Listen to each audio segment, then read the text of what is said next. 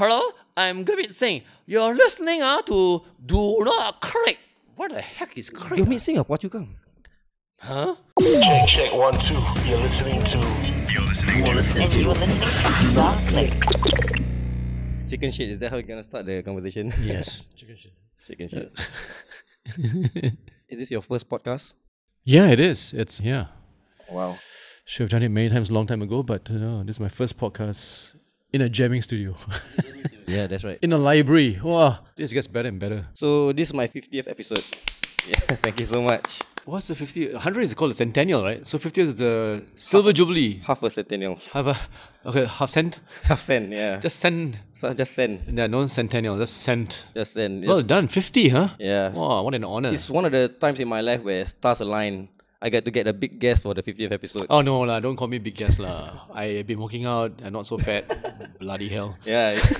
You look good for a 53-year-old man. Yeah, well, because I've been working out. This just past Father's Day, my wife got me a Father's Day present, which was a fitness program with a fitness trainer for 30 sessions. Right. And I was really putting on some good weight. Couldn't put on my pants anymore. Right. I just finished reading your book this morning. Another How long did it round take of you? applause. Sorry? 4 days. 4 days. It's really 4 hours. Yeah, you were not kidding when you said there was no ghostwriters. It feels like it's just you speaking, Oh, great. That's It's what I very like. raw, That's what I wanted. Actually, the publisher had offered to give me a ghostwriter, and I was very happy with that because, I was busy back then, still with the station, just coming out of the station, and I thought, yeah, and I also was a bit doubtful about my writing prowess. So I went back home very happy and told my wife and my kids that, hey, I'm going to write a book and there'll be a ghostwriter, and they all said, no, you cannot. I said, what do you mean? So my wife is into literature and everything. My eldest daughter also, she's herself written 2 books. Ooh, And at such a young age. such a young age, yes. And then I said, why not? It's good, right? They're going to help me. He said, no, if you really want to put your voice, your essence in the book, you have to do it yourself. Then I turned around and said, okay, in that sense, I don't want to write a book anymore. Then my wife said, no, you must write a book. I said, what? What is this? I got cornered, and then next Gotta thing do I what know, your wife says. Yes. Yeah. Happy wife, happy life. Happy wife, happy life, that's right. So I went back to the publisher and said, okay, I'm going to write it myself. And they're like, wow, that's great. What changed your mind? I said, not what, who. So it took me a year to write a book because the deal was every month I had to submit 1 chapter, and we were hoping to do about 12 to 16 chapters. And I did that. So it wasn't so much that I had no idea to write. I found myself, once I got in front of the laptop and I started writing that particular chapter, it would just flow. It was finding the time to be able to do that. And that was... In between, you were doing some acting here and there. movies, still TVs and stuff like that. Yeah. Wow. Yeah. The last time we saw you is National Day. Everyone. Yeah. But recently you did something with your quote-unquote son, Benjamin. Oh, yes. Yeah. He still calls me Pops on the WhatsApp. Oh, he does? He does, Wow. yes. Say, hey, Pops, need a favor. And then they would do this or whatever. Was it fun working with him? It was. I can say it now because I couldn't say it earlier on.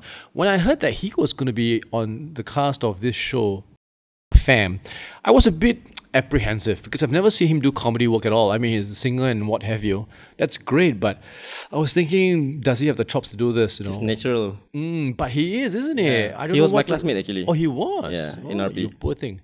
So, so I don't know why it took so long for him to be discovered, but I'm glad he came out of the shell and started doing, comedy stuff. I had a little bit of work with him when I was doing the movie Young and Fabulous. Okay, so it wasn't your first time working together? No, but I didn't really have many. In fact, I only had 1 scene or 2 scenes with him, and very short at that. So I didn't really see him shine. So when they said Benjamin Kheng is going to be your son, I was like, okay, let's do the read and see what happens. And then at first it was tentative, but I think once we got to rehearsals and got to the set, he sort of let his head out a little bit. I think maybe he was not afraid to get scolded or put down. You scold him? No, I didn't at all because I was more and more impressed by what he was doing and his ad-libbing. And people can ad-lib, anybody can ad-lib, but whether you do it in context and whether you come back again to the structure and the script, that's another thing altogether. Relevance to the... Yeah, so he can do that, and that's great. Some people I work with, they can... Oh, I didn't put it to silence. Some people I work with, they can ad-lib, and after that, finish. lift off tension. Everybody has to suffer and start scraping back everything back again. But Your co-star was also Vernetta Lopez, oh yeah, who was also from Under One Roof. I know, right? Was it a conflict of interest? I mean, were you like somehow worried because like people do like comparison, like, hey, No, because they all know I'm better than her. Like, ooh, what? Did I just say that? No, I was worried that people would say, oh, so got Under One Roof, got PCK combined, this one better be good. So the pressure was there. Whether we deliver or not, I cannot say. It's always up to the audience, and they will decide. But so far, the feedback has been very good. People have gone to Toggle. You can watch the entire season. And some fans of mine watch it in 3 days and they say, got any more not? I said, wait lah, we haven't finished recording. It's not on Channel 5? It is on Channel 5, but Channel 5 is weekly, but Toggle is one shot. You can see all 13 episodes. Oh. Yeah. Your name is Gurmit Singh. No, it's not Ottawan. On Wikipedia. Also, I don't know who keeps doing that. I keep changing it. Okay. It keeps coming back again. so you've never had the word Ottawan in your name? No, never. I don't know why is it Ottawan. My full name is Gurmit Singh Verk. Verk is my family name. Verk is your Yeah. Okay. The Ottawan. That's really weird. I don't know what Ota is. So I've even written to Wikipedia. I've even given no, but so far no And it's reply. from the most reliable source they I can know. get. It's from you. And then they ask you like, who is this? Who says that? I said it's me. I am the Gurmit. They even put a Hanyu Pinyin name, Gurmit Singh. Oh, that of course. For Channel 8 and all that, they needed a Hanyu Pinyin name, and it's kind of fun name too, an appropriate name at that, because Gurmit Singh is like the singing superstar. That's right. Which is kind of cooler, I thought. I bought your book the other week. There was a funny moment where I brought the book home and I was in the room with my parents. So my dad obviously knows you. Yeah. He works together. He worked in MediaCorp for I think many years? The TCS or SBC days. SBC, I'm I sure. think at least 3 decades. I think. Wow, SBC then for sure. SBC, yeah. So there was a funny moment where my finger was in one of the pages. Right. So I was having a conversation with him that Gurmit agreed to do the podcast with me. Yeah. And then he suddenly was dishing out all his recent memories with you. He said that there was one time he met you at the car park. You drove in with your Lamborghini. Okay. And then he told you, wow bro, Lamborghini And then you said something to him like, no lah brother, it's a second hand only, something like that. So that was the sort of the conversation between you and my dad. Right. And funny enough, the page that my finger was on was regarding your Lamborghini. Really? Yeah. Wow. That was a very, very funny coincidence. Wow. Yeah. That was great. Are you still driving a Lambo now? No, I drove it for 2 years, but after I left the station and realized that my income would be inconsistent, and so I had to make some tough decisions, and one of those things was to downsize everything, including the Lamborghini and the house, because I didn't want to worry about every month, where the money is going to come from, and so I'm glad we did that. But yeah, I miss the Lambo, man. Just this morning I was talking to my fitness trainer about Lamborghini, and still miss it. I drove it for 2 years though. It was great. Every day for 2 years I drove it, even to supermarket. That's right. It was covered in your book as well. Yeah. I just enjoy this. I mean, people don't understand though. Some people say, it cannot be lah, Gurmit, your family man. Lamborghini is playboy image. I said, that's the image lah, but that doesn't mean I cannot enjoy the car. Yeah. So one guy actually was very upset with me. He said, cannot lah you cannot drive Lamborghini. I said, why? Your family man cannot drive. I said, maybe cannot. I like the car. No, you cannot. He's very upset with me. He's like, cannot drive. I think he's jealous lah. Jealous. But I also wanted to be straight with people when people like your father say, Lamborghini bro. I have to say, no, it's second hand. Because people think, wow, this guy got millions of dollars already, buy it first. And no. It was second hand. It was a good price. The seller wanted to let it go. It was his second Lamborghini. Can you imagine that? Yeah. I think I don't think I can ever say that. Second Lamborghini, and it was going to buy a McLaren and all that. So he thought he'll give it away. When I bought it, it was already 2 years old. And the mileage on it... Murcielago or what model was it? A Gallardo. Gallardo, okay. The Gallardo. And it was already 2 years old, but only 2,000 kilometers mileage, which was insane. He hardly drove it. But you can't go full speed in Singapore anyways, right? Can. That's why you can? It's going hard. That's why you're doing it. Yeah. Actually, I realized that, and this I've discussed with other friends who have had the same cars and all, fast cars, the Ferraris and what have you. It's not so much the maximum speed, no. It's the 0 to 100. That's the thrill of it all. Yeah. And it's amazing. Horsepower. With the Lamborghini, right, it's got over 500 horsepower. From 0 to 100, I get in 4 seconds, in second gear. Wow. So yeah, sometimes I don't even know I'm at 100, no. I think I'm driving at 50. And I look down at the speedometer and I was like, okay, bring down. Because it's so fast, it's so ready to go. But it's a wonderful car. Do you have your Lamborghini when your family was already with 3 kids? Yeah. Then where your kids sit in the car? There's a thing called no, we had a second car. That was the family car. So my wife would drive that car, and then I would drive this car. So when we go as a family, of course, we take the family car. And then when I go to work at anything else, then it would be me in that car. Would you let your wife drive your Lamborghini? Oh yeah, of course. Yeah. She drove a couple of times, but to her it was too fearsome a vehicle. It's too strong. Because you just turn the engine on, you can feel it's ready to go. The rev is really up. It's not like a quiet car, It's like, come on, drive me now. Drive me now. Let's go. There was a video on the internet where this lady, she crashed her Lambo just a few minutes after buying the car. So left the shop, then boom, accident. My goodness. yeah. Well, if you're not used to driving fast cars like these, and then you suddenly jump from 1000cc to this kind of car, just a little tap on it, you fly off. So you need to really control and be able to maneuver it. Yeah. In your book, you shared a couple of ghost stories. Yeah, so I'm a believer myself because to me it's myopic to think like in this world or in this universe, so big, it's just us humans, right? No way. No way. There's got to be more, right? It can be more, There's got to right. be more. It's like saying this library is just made out of this room, which is not true. There's so many shelves outside. Somebody sitting beside you. Hello? Yeah, so Stop touching me. in Caldecott was known to be very dirty, right? Yes. Had you had any? No, I never have any encounters there though. My encounters were in Haw Par Villa and in Pulau Ubin, but not in. I heard in Caldecott it's quite. I was waiting, but during filming one time outside of Mediacorp, that place where now is no more. It used to be a cemetery. What's that place called? Cemetery lah. It's a cemetery, but I forget what it's called now, and it's gone now because there's a highway now, the new Lonnie Highway. We were filming PCK there, an episode, and the story was that I'm in the car with Rosie, and then we drive into a ghost, and then the ghost will stand up, and then we're like, then we get scared, kind of thing, you see? Yeah. This was played by either Choi or me, I don't know which one. They're twins, right? So I don't know which one they are. I still don't know who they are. Then suddenly, one of the lights blew out. Oh. So it might be a coincidence, but yeah, blew out. Then they say, okay, let's fix the light. Everybody just chill for a little bit. So we just stay in the car. We just chill a little bit. Then later on, and this is the late Sunny. Sunny just passed away recently. The cameraman. He came on and said, "Guys, can we all go back to the bus and sit down there for a while? There'll be some delay lah." I said, "Oh, okay." So we went to the bus. Then later he came to us and told us, he said, the reason why I told you all was because when I looked, I saw there is this figure floating. And I could see it, you see, so I wanted you all to come back again, then let the thing do its thing, and then when it's ready and done with, we can come back and film. Oh. So we were like, what? But only after we finished filming, then he told us. Otherwise, there was no way I was going to... Yeah. But in the book, you were very sure that it was... Because you've seen a couple of stuff in the books. Yeah. Very, very scary. Yes. Yeah. Okay, so you started a company called GIV?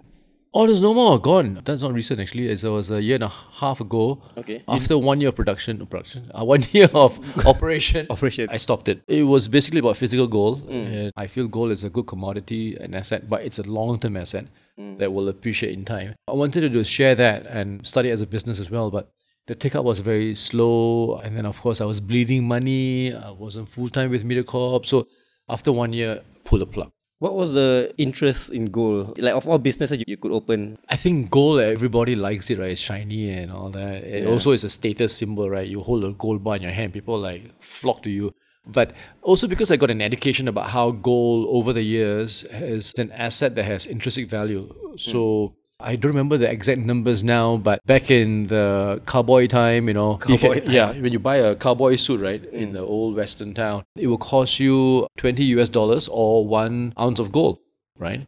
Now, if you try to buy a suit, it will cost you not $20, it will cost you about $200, right? Yeah. But the ounce of gold is still valued at $200, you see. So the value of the metal has gone up, but the size hasn't, doesn't change. Yeah. So I thought, wow, that was great. And then I realized that my parents and my grandparents used to buy gold and keep, and then whenever they need some money, pawn it, sell it away, get some cash, and then, done with. That was the old school. But then credit cards came around, and then everybody started bankrolling and just kept rolling and buying, getting new cards, that we forget about the old school. So I always think to be prudent, and after I left Mediacorp, now I realize that I have to keep my open mind, I have to be aware of certain things, and one of the things was that not to put everything in one basket.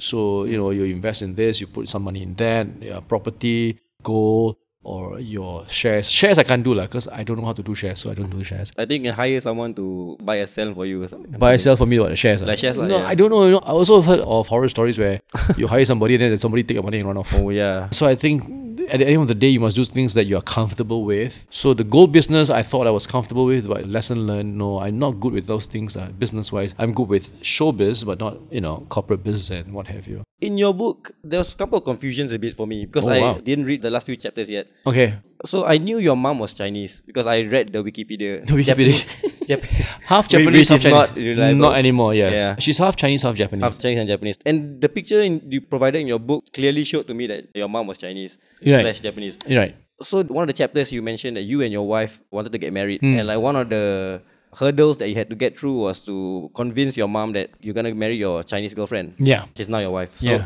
to me, in my mind, your mom and your dad is interracial marriage, right? Right. So why would she be opposed to you being in an interracial marriage? So I was confused. But up till I read to the chapter this morning where I realized that you, for the longest time, you thought your mom was Indian.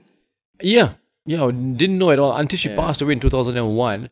After the funeral and everything settled down. Then my dad called us in, me and my siblings, and said, I got something to tell you now. And then he revealed to us that what I suspected was true, that she is half Chinese, half Indian. Half Chinese, half Japanese. Yeah. But that was the part of the history, the heritage that she didn't want to be part of because she felt very bitter about being left behind as a baby and given to another family. So she never, even when I confronted her, I think you are half something, like she said, no, we're just different part of India.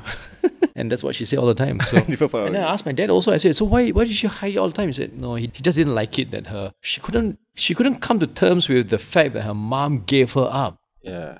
She could never understand that. She would never give a baby up, her own baby up. So how could her mom do that to her? So that was one part of the history of a life that she didn't want to be part of. So that was always kept a secret. But I think in the end, my father decided that it was something that we should know because it was only him left now. And if he goes to the grave, then this part of the story will never be revealed. So he told her. And I'm glad he did that because for the longest time, I was always confused. There's something nagging about, how I look and how my sisters look. And that we knew something was something different there, but we didn't know what. And now we know. Others will probably know like from her features that she's Chinese, right? Like from her fair skin and all that.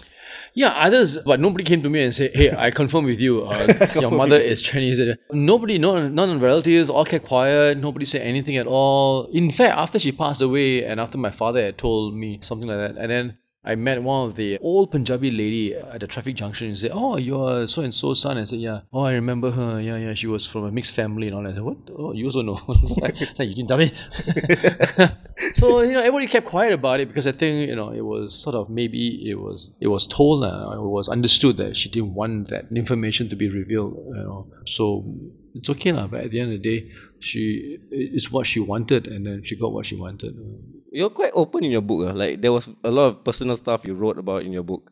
Like the color of my underwear. No, I didn't write it. Like as in which one? Everything like, from your mom to, your childhood.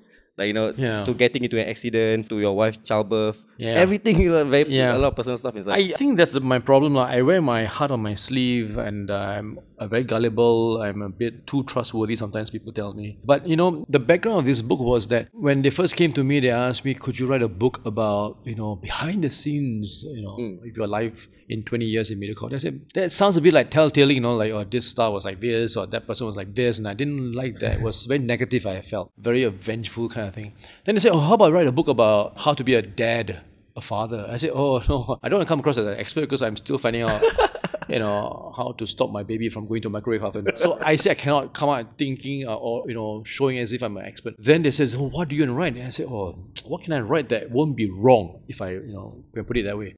Then I said, I'll write a story about my life.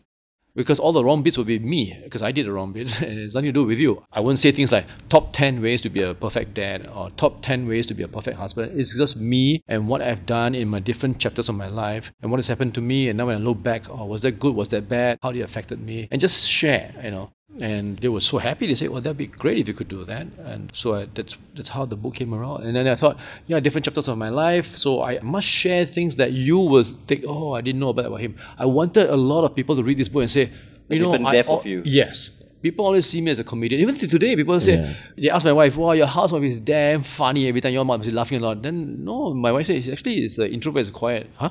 It's quiet. Since when?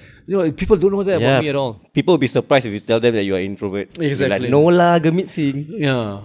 My pastor put it rightly. He said I'm a paid extrovert. Yeah, paid extrovert. To pay me I think everyone is a little bit introvert lah, I guess. Exactly, yeah. And then the different facets of your life, all of us are multifaceted. So different situations will call for different facets to come forward and shine, right? So that's what. Speaking of your kids, so Fandi Ahmad's family, almost all of the members in their family are very famous lah. Because his kids, Iman, Iksan, shot to fame because of their dads lah, they took the Fandi name. Right. So I just had a question lah. So what if your kids, because of the world we live in right now, social media, suddenly get 100,000 followers or something. Right. So would you be protective of them? Because fame, as we all know, can be a double-edged sword. Yeah. Right. Yeah. So would you be opposed to that, or what would you do in that situation? Well, that's the thing. I'm glad to say that my kids have never wanted to use my name. If anything, they try to hide me away. So that Dad, you can drop me off here. Don't go to the school. Just drop me off here. When they were little kids, they were very, very tickled by the fact that I was a guy from on TV. And then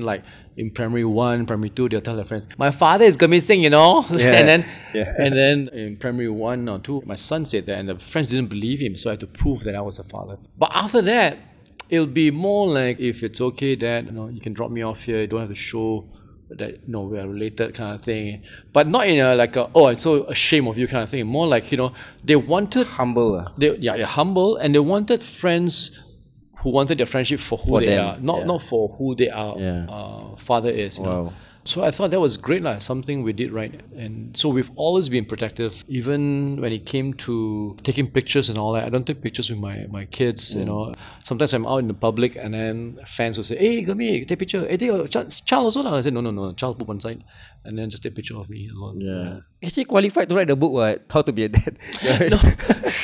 That's one. It'll be a very short book, 1 page only. That's it. The end. Thank you very much. Some of your pages in your book, you only had 1 word or 1 sentence just to fill up the quota or something you mentioned. That was just a joke. Quite funny. Because I always thought that, publishers must have a quota, right? And true enough, I asked them, so if I write this book, how many pages must I have? How many words must I have? So they said 75,000 words, and I forget how many pages and all that. I said, oh, okay, I got it. And then I, tongue in cheek, I just sort of put it there. Actually, I had more pages. In fact, word like and the and all that, And then they emailed me back and said, Gurmit, do you realize how expensive it is to just print 1 word on a piece of paper? I said, oh, but it's a nice joke. I know, cannot, Gurmit, it'll be more expensive. Then your book will be more expensive. Then people cannot buy your book. I said, okay. So some things I had to not do. Yeah, so your book was really, it's funny. Like there are times I was just giggling to myself. Like a mad person in the train. Yeah, you're very committed to your jokes, from what I observed. Okay. Like, for example, I saw one video you did at the radio with Vernetta. Right. Vernetta was like, what's up? And then you were like, huh? WhatsApp? Okay, I'll WhatsApp you. If you think about it, it's actually very lame lah. Yes, but you are so full of lame jokes. Yeah, yes. but you are so committed. It's like a dad joke. But you are so committed to the joke that it becomes funny. So I feel like being committed to your character or to your joke is a good part of comedy. I tell you something, when I was in the first or second year in this TV station, the management came to me and said, Gurmit, we're liking how you're very funny and likable and all that. But sometimes your jokes are quite corny and all that. So can we try to refine you so that you're an intelligent joke teller? And I said, these things you cannot just do, you cannot just make, because I only had A levels and even that barely, you see. So I don't think suddenly I can become like people like John Cleese and your Rowan Atkinson. These guys are Oxford and Cambridge. They have a mountain of knowledge. They know how to play words and all that. You wouldn't think that like someone with a PhD would go to comedy, right? Rowan Atkinson. He's actually very smart as a human being. Exactly. So I said those kind of people can do clever jokes. I can't. I come from the school of Jerry Lewis, your Jim Carrey, Robin Williams, all physical and sound and face more than the word, the lines and double meaning stuff. So I said I can't do that. You cannot tell you to do it. Yeah, so they say, okay, some people come to me sometimes and say, oh, that joke was lame, and then I just take it out. Yeah, it's not for you. And it's very hard to get a joke that is pleasing to everybody. Nobody will be happy with that one same joke. And now different education levels. Right now, at this era, at least, everybody will get offended by anything. Sometimes you say a joke. Oh, sorry, offended. Sorry. Offensive. Yeah. So I don't know how to. Yeah. It's very difficult not to joke. One thing I respect about you, like this story that you just mentioned, your management wanted to change some stuff about you. Even in your book, you did mention that they wanted to change your name. Yeah. Something to Christopher or something. Christopher D'Souza. D'Souza. That could have been your name. Yeah, that could have been me. No, hi, this is Christopher D'Souza. You should have taken Ottawan. No. No, I think it's Christopher D'Souza and it'll still be Ottawan. It'll be Christopher Ottawan D'Souza. Yeah, then Tonight with Ottawan. Your show, Tonight with Gurmit. Hey, there was Tonight with Ottawan 2. TWO. So Ottawan 2. Yeah. Actually, I think, that show would probably be a small precursor to why I wanted to do a podcast, Oh. Yeah, I really love that show, Tonight with Gurmit. And back then, back then I had no cables. There was no like late night show with Jimmy Fallon or Right. So Channel 5 was all I had or whatever Mediacorp show. So, and that was, I think it was probably the first talk show I've ever watched Tonight with Gurmit. Right. I really enjoyed that format. Initially, I started to dabble with YouTube videos. I did street interviews with videos. On the street, just call with people. Wow, that's talking to hard. people. But yeah, so I wanted something more sustainable. So, and that's how the podcast came along. Yeah, but I'm pretty sure, watching Tonight with Gurmit was a very small precursor to why I wanted to do this. Oh, that's great to know. It was a fun show. I didn't like the first bit, which was the stand-up. I don't like stand-up at all. It's very hard for me. People think that because I'm a comedian, I can do stand-up. No, it's a different genre, I feel. And not all stand-up comedians can be comedians, and not comedians and vice versa. Comedians be stand-up comedians. So I really suffered that first 5 minutes every Monday night, Tuesday night, whatever it was, and actually begged management, can we take this part out now? They said, cannot. You look everywhere around the world, talk show has a stand-up bit. And I said, okay. And then every week I'll get slammed for stupid jokes or not good jokes, not funny jokes and all that. And it was just so tiring. But after that, everything else, I loved it. It was a lot of pressure too because, for example, sometimes celebrity from overseas will come in. Jackie Chan and all that, which is fine. I don't mind meeting these people because part of me, I'm introvert, but also part of me is curious to know what is the real person behind this superstardom kind of guy. But sometimes their manager will come to us and say, I'm sorry, my star is having a bad day. So can you please, do something about it and don't ask her stupid questions and don't make her more angry. And I said, wow, why? Am I God or what? How am I going to do it? But for example, there was one time when Jewel came to Singapore and the entire day she was upset, grouchy. She had done radio interviews here, all the different stations. By the time it came to us, they told us, oh, she's in a very bad mood. She might give you monosyllabic answers. And I said, oh my goodness, that's terrible for your show. Worst nightmare, right? For an interview, talk show. And I said, okay, so Gurmit, try to do something. I'll try. I just try. And I didn't even think about trying. I just wanted to be who I am and just ask the questions that I already have set out. But based on how she replies, I would then go off tangent and then work on whatever she replies, right? And we had a good time. In fact, after that, the manager came to thank me and said, wow, I don't know what you did, but she's very happy now. She's wonderful, she's playful, and you made her day again. I said, oh, that's good to know. I feel like I can get along with anyone. Me? For me, during my podcast, that was something I had to learn, connecting with my guests. Getting to the zone, have a good conversation with the guests. Yeah. Yeah, there was no tutorial for that one. Nobody teach me. Oh, maybe there's a market for that, huh? There was a market for that. Let's start a market there. Masterclass by Gurmit Singh. How to talk to your audience. How to talk. How to talk to your guests. How to make them talk. That could be your next book. How to make them talk? How to make them talk. How to make them talk to read this book.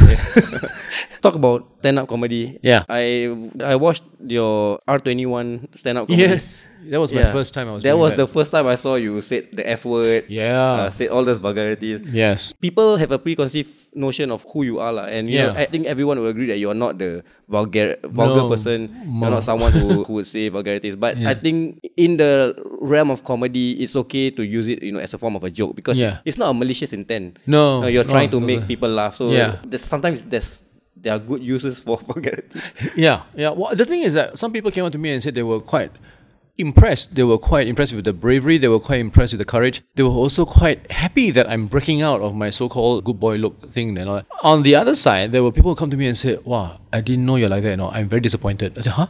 And I said, what do you mean disappointed? I think those who were disappointed lost the plot because my stand-up material content was that if we take the F word, which is a 4-letter word, and change it and say that it's a good word. And the other 4-letter word, which is love, which is a good word, make it into a bad word. How would that come out? And how fun would that be, right? So it wasn't the bad word, good word. It was just the play with the words. And I thought I was being very John Cleese, Rowan Atkinson clever. And I came up with that idea myself. So nobody is to blame except myself. In fact, they had written the script for me, which I struggled with. And I thought it wasn't funny enough. It wasn't me. It wasn't my voice. Then suddenly on one of the rehearsals on the way, I had an epiphany. I had a eureka moment. And I came to Selena Tan from Dream Academy. I said, look, I have this idea. Just bear with me. And I think I'll just roll with this instead. And they said, wow, you want to use the F word? And I said, yes, I want to. and then they were very happy. In fact, on second night, Dream Academy came backstage and they said, Gurmit, you're doing so well. You were so scared of doing stand-up comedy, never done before. But feedback is, 99% of the time, everybody says you are comfortable, you look very relaxed, and it feels like, which was to me a surprise, people felt like they were in the living room with me having a conversation, and this guy is just joking, and they were so comfortable. And I said, wow, I didn't know I was doing that. I said, yeah, you're doing that. So let's do a one-man show. They asked me to do a one-man show. I said, next year we do a one-man show, just you, 1 hour or 1.5 hours. We'll write for you the material and all that. So I turned around and told them, go and fly kite. Because I could not even pass the 10-minute mark. It was so hard. It was, I mean... Is it memorizing or...? No. I couldn't get around the idea that the concept is, hey, the next 10 minutes, I'm going to be funny. Oh. And I was being myself. I wasn't being Phua Chu Kang. Right. So when I'm being myself, I'm very vulnerable. As myself, I'm very self-doubting. I got low self-esteem. I'm introvert. I'm shy. I don't want to be the life of the party. So to go out there and do this is totally pulls me apart. And every night, we did, I think, 10 shows. Every show, before a show, I would get diarrhea. After a show, I would get diarrhea as well because I was so anxious, I was sweating. On stage, while I'm delivering my lines, I'm asking myself, why am I doing this? When does this end? But then I'm such a good actor as well, if I may say so myself, because people couldn't see it all. They said, huh? You look so comfortable. You're very comfortable. I said, yeah. I'm an actor. Yes, I'm an actor. You did not see my real me. Yeah, so when they asked me to come back again for the following year, not just a one-man show, but again the same format, one of the 10 stand-up comedians, again I said no. I said, did you not hear me last year what I just said? But I think it's good actually. The whole presentation, was it? The crowd loved it as well. Yeah. It was really, really good. Yeah. I think you're just too hard on yourself lah. I guess I am, and that's one of the reasons why I never watch my playback. So if I'm shooting a film or Phua the sitcom or any other show, for example, most of the time the director says cut, then he'll do a playback. Most of the time, the actors will go and watch the playback. I'm not there. I don't like to watch myself. Oh yeah, I you didn't mention it also. Yeah. Unless the director tells you to watch Exactly, it. yeah. They tell me to come and watch it because I need you to be in this position or to look this way or to do certain thing. Then I'll come and watch it. Otherwise, I cringe at my own photo or at my own video. Yeah. Speaking of Phuachukang, what happened to Irene Ang? She's dead. I don't know where she is. She dyed her hair like very blonde now? Very hip, very funky. No, she has short hair. She's running Fly Entertainment, what? Yeah, for longest time. For Fly Entertainment, and she dyed her hair blue, pink, gold. Yeah, it's a 3-word concept, midlife crisis. Midlife crisis. I don't know. I mean, she haven't talked to her in years. No, I mean, after we finished, right, the production PCK, we all went our separate ways, and just as well because I felt that they gave me so much support. They gave me so much. They made me look so good, right? That it's just as well that they should go out and do now their own stuff, and do the things they want to do instead of supporting me, and never kept in touch. I mean, once in a while we'll text and stuff or we see each other at events, but it hasn't been like, oh, every month must meet up, that kind of thing, because we were meeting each other every day for 10 years. So again, we had enough. We went through a lot. Yeah, we went through a lot. We went through weddings, we went through funerals, we went through births. They saw your kid just born. Kheng Hua, Margaret, she did a podcast with Nathan Hartono. Oh, okay. Yeah, so she did mention that there's a lot of fond memories during her time there. Like when you and your wife Melissa brought your kid along to the set, and then you guys used to play Scrabble on set. Play Scrabble. Sometimes you guys would train together with skipping rope or something. Yes, we'll do push-up. I mean, there was always a different phase of our lives, right? So there was one time when the guys were all into push-ups, so we'll do push-ups. And there's one time we were even playing, Aloysius? Especially Aloysius. He needed to get in shape. Not King Kong. King Kong was okay. Charlie. So we did a lot of things together, and it's good that they now have gone and done. So I know that Irene is doing Fly, but what exactly else she's doing, I have no idea. Kheng Hua also no. Pierre. We did meet though. Was it last year or this year? My memory is so lousy. I think it was last year or early this year we met because it was the Reunion. 20th anniversary. Okay. So somebody from the crew organized this together, from production crew, I mean, and said, let's get everybody, as many as we can, not just, because the 10 years worth of work, the crew changed a lot. The cast was the same, but the crew changed a lot. So we, there was somebody from second season, somebody from fourth season, somebody from 10th season. It was all came together, which was nice. Yeah. Can you turn your head? Your character Phua Chu Kang like on and off like a switch? Of course, can, no problem one. You ask me to do anytime also I can do one. But sometimes if the voice I got sore throat are very difficult. Then the voice I cannot be like this. But otherwise, I can bring it on. That is so impressive. What just happened? Did you want me to put on makeup first? No, because when you do it so often, right? Even until today, I'm still doing phuachukang, I'm still doing corporate events as him. And I do a 30-45 minute show. In fact, next week I'm going to KL to perform as PCK again. One-man show. He's a pop culture icon. It's not just a Singapore icon. He's really a pop culture icon. Wow. I remember during secondary school, me and my friends used to sing the SARS song. SARS is the virus that I just want to minus. That's going to be my caption today. So much stuff came out of that character. I tell you, he's been quite a ride. To some extent, still is.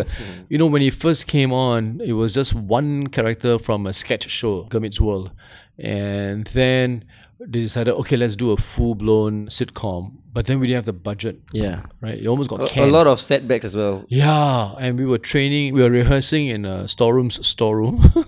And then we had no budget for a proper press conference. But after we won our first Asian Television Awards, wow, we were everywhere. And he has brought me to some amazing events and brought me to meet some amazing people like royalties and all that. And the funny bit about royalties is that they'll see me as Phua Chu Kang. Then later they'll see me as Gurmit. And then they're like, wait, you are that guy? Yes. Two different people. Yeah. I said, oh, you don't sound like him. And you have less hair.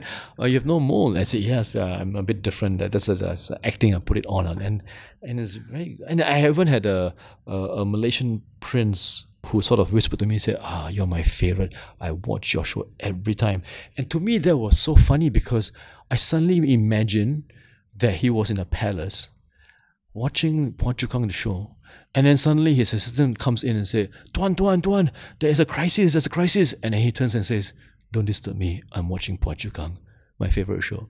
This is like, I cannot imagine royalty would stoop this low to what? Because for me, that is like, I wouldn't have been surprised if he turned around and said, this show, no, it's too low, my status, my level, my education, my standard. And I would have been okay with that, But yeah, Underworld would be more higher status. But the fact that they do it, that was such a honor. And he's done everything. Phua Chu Kang has had 2 musicals. He's had a music video, movie. Even in Malaysia, there's a show as well. Yeah, a series with Phua Chu Kang. Yes, and then even his face was on an aeroplane flying to Hong Kong. And so people see in Hong Kong, what the hell is this? Why does this plane have this face of the guy with a mole? Yes. Yeah. And it's Phua Chu Kang. For the musical, it was a marketing thing. It's incredible. He's done so many things. 10 years of the show, right? Yeah. 10 years. Amazing. Being in that character for 10 years. Yeah. Phua Chu Kang is arguably the most popular TV show of all time in Singapore. I hope so. I think so. It's arguable. It's arguable. So let's argue.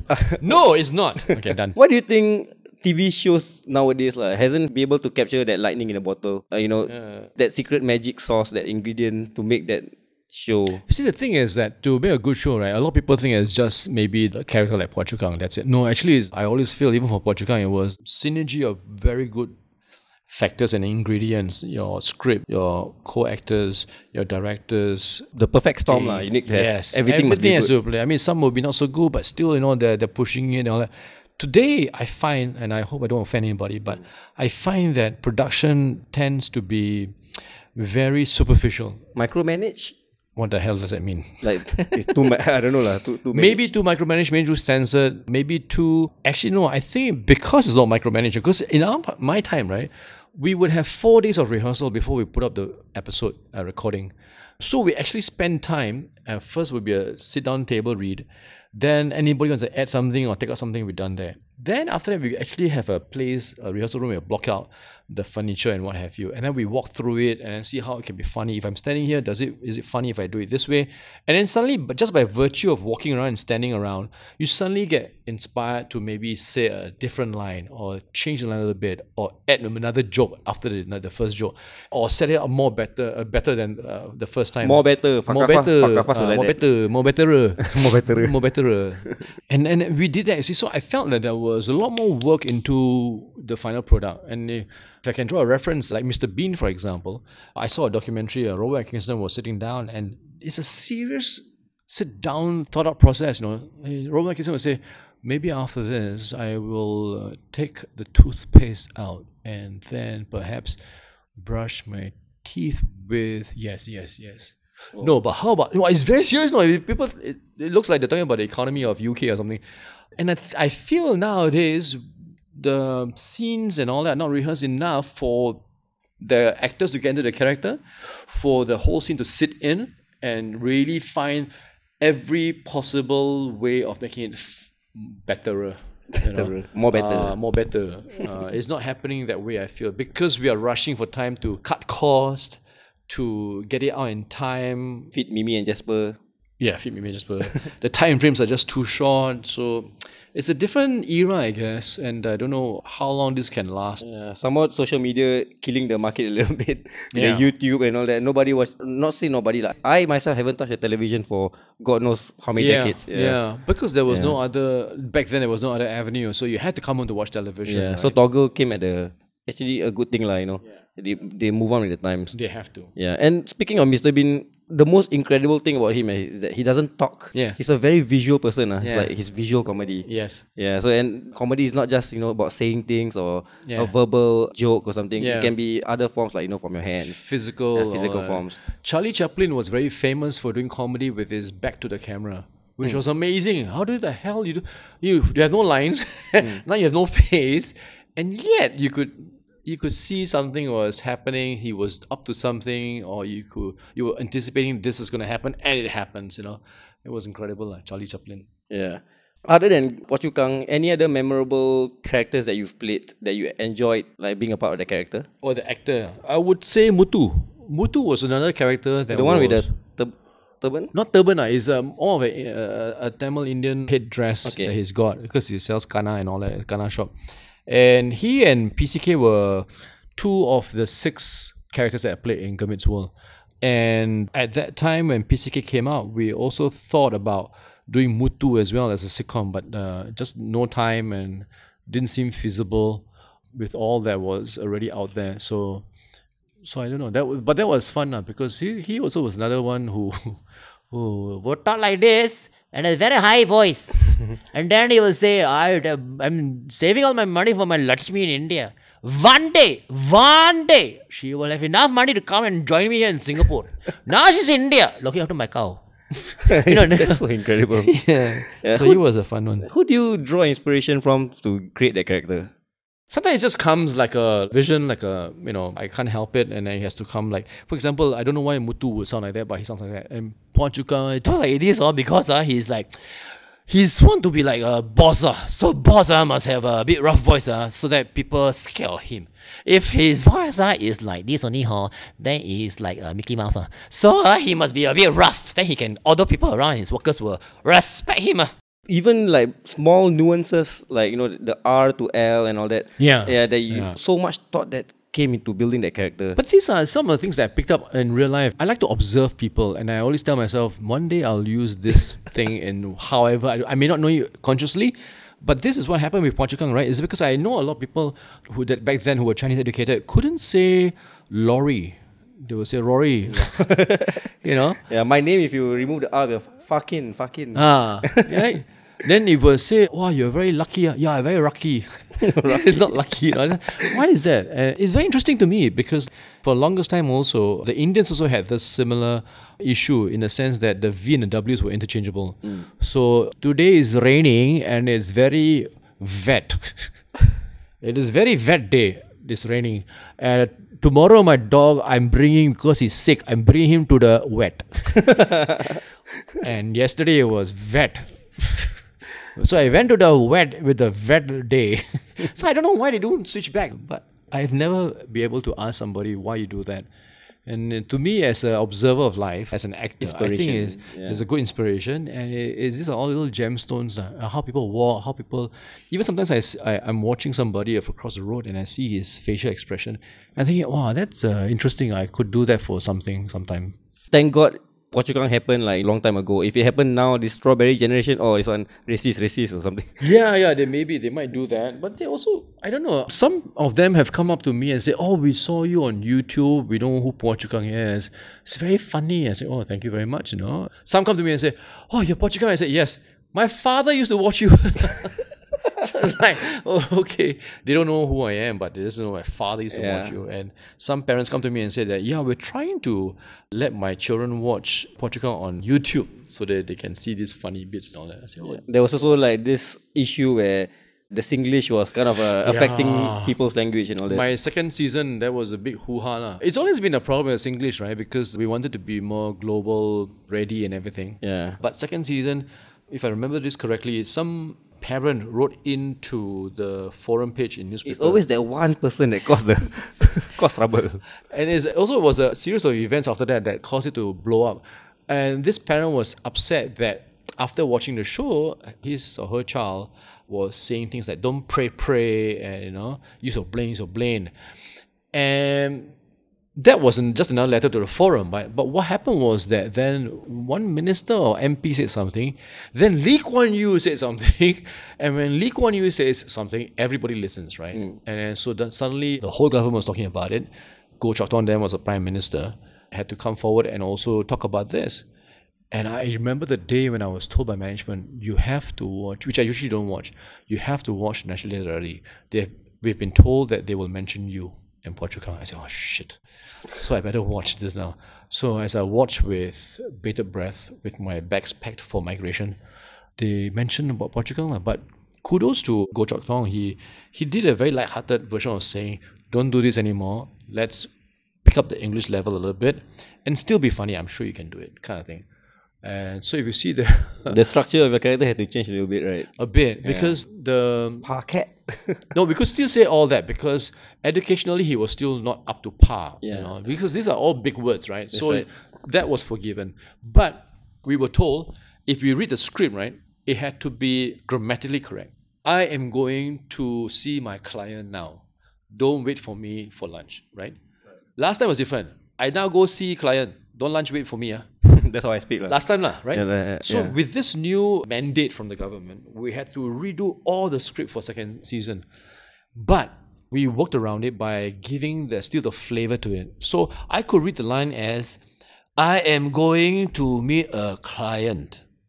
I won't be back for lunch. But as Phua Chu Kang, I said, I'm going to meet a client. I won't be back for lunch.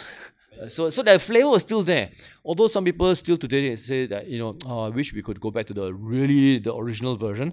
But I said, okay, half a loaf of bread is better than nothing. So we still had fun doing it. The essence was still there in a sense. This might be a bit random. I'm holding your phone up. Why is that? Just video the process. A bit of... Okay, I also video. No. So, I don't know if you have a hand in this, but... I have two hands. The intro of Phua Chu Kang is your characters in their childhood. Yeah. When they were young. Yes. I've always wondered, why is that? Why? That's a good question that I don't have an answer for, because I never questioned why. I just collected my pay and went off. But I had no idea. No idea at all. It's just a creative decision. Yeah, but that was something that had been lingering in my head. But luckily now, 10 years later, I'm able to ask you why. And I still can't give you an answer. No closure for me. Hopeless interview.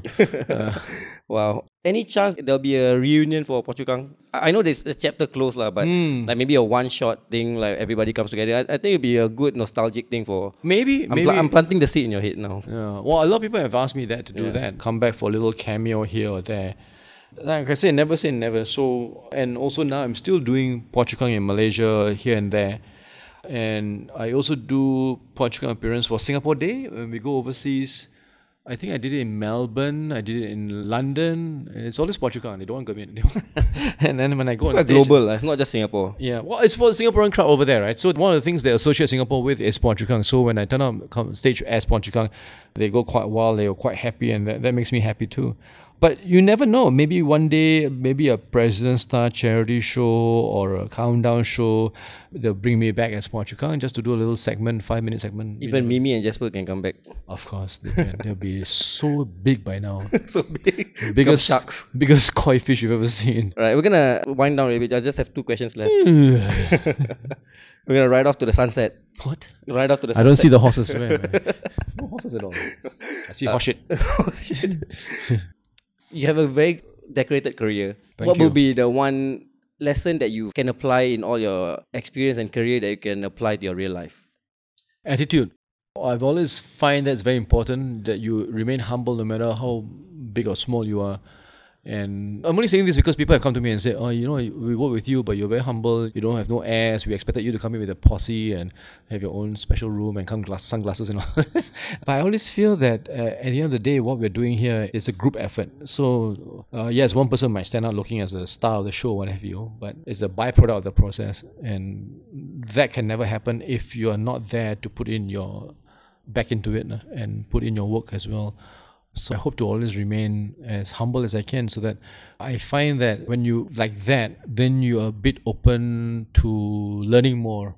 I've seen scenes where a director is trying very hard to tell the actor what he wants, but before he can finish it, the actor is saying, yeah, yeah. And it's like, I don't know what the director is saying. How come you know? yeah. And then when they Benjamin, say action, no, Benjamin. And then when they say action, the guy cannot deliver because he wasn't listening. Right? He thinks he knows everything already. So attitude is very important in this business. Yeah. Okay. And in real life also, for that matter. Any words for listeners and supporters? Thank everyone for listening to this podcast, and if you can, please share and share and share so that it becomes viral and then I become famous again. Famous again. It was never famous before. But Never. I'm still trying to be famous. Oh yeah, you don't like the name, Do Not Click. Why? Do not click. That break my heart a bit. My I'm so childhood sorry. hero don't like. No, I'm so sorry, man. But you asked me for my comment, and I told you do not click. Because it's counterintuitive, isn't it? It's do not click. So, okay, I won't click then. That's the thing. But my purpose of doing is reverse psychology. If you say don't click, then people will click. No. I That's don't know what reverse psychology is this. When you see a bench and it says wet paint, and you will go and touch it anyway just to see, anyway. oh yeah, it is wet. Yeah. But I don't know. I just somehow doesn't sit with me. But at the end of the day, if you're happy with it, that's all. One of the most popular podcasts in the world is Anna Faris is Unqualified. Anna what? Anna Faris. You know Anna Faris? No. It's an actress. The podcast is literally called Anna Faris is Unqualified. So that's the name of the podcast. So there are worse other names than me. Right. Which are more popular than me. Well, right. you So never know. thank you so much for doing this. You came all the way to National Library just to do this interview with me. This I is really Esplanade, by the way, National Library. I didn't even know Esplanade had a library. Yeah, it's the first time you've been to the library. This is the first time since 1985 I've been to a library. Then where you study? Study? I think you are probably like Esplanade royalty or something. No. No, royalty. Yeah. Royalty. No, in 1985 was when I finished my A-levels, and after that I never studied anymore. I mean, I went to computer programming for informatics, but that was done at home or in the computer lab. That's it. So no need for library after that. That's true. So 33 years I've never been in a library. Yeah, so much books. Still, good books. They still use books? What? No, internet is It's not decoration, isn't it? Just Google your Yeah, information. exactly right. All the books in your smartphone already. In your smartphone, that's right. Any projects you are doing now, currently? At the moment, my main income is from hosting events, dinner and dance and all that. I've just finished doing a movie that's coming out next year, Chinese New Year, on Valentine's Day actually. Yeah. Okay. And that one, it's interesting because it's a Chinese movie and I play a Thai character, a Thai Taoist monk. So I speak Thai. Wow. You can speak Malay also, right? Boleh kan? Boleh, Boleh. sikit je. Baik. Dulu saya belajar bahasa Melayu sebagai bahasa kedua, sekarang ja. But Thai, I had to be dialect coach because I don't know Thai at all. You have to do the same thing as what you did for the Chinese thing. You have to put the paper in front of you and all that so you can read off. For this one, no, there was no chance for that. So I had to memorize the lines. Oh, that's so hard that was hardcore. Why you put this stress on yourself?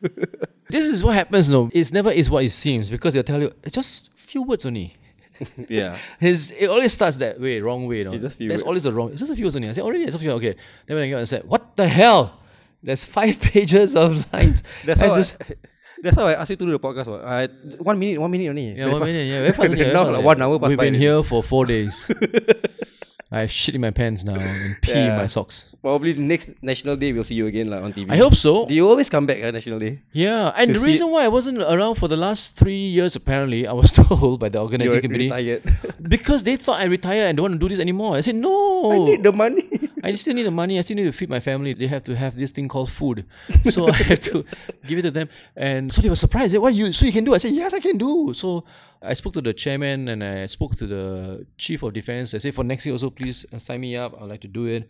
Things like that are epic events that I want to be part of. Yeah. Cannot retire so easily in Singapore. You know? Yeah, well, you can if you want to. Like, it's all about wants and needs, isn't it? Eliminate, how big your house eliminate you want your car, eliminate the Lamborghini. Your Yes. Yeah. Thank you so much, Gurmit. Oh, thank you very much. All right. Okay, You didn't press record. No. I record. Oh shit, that means you were pushing the red button.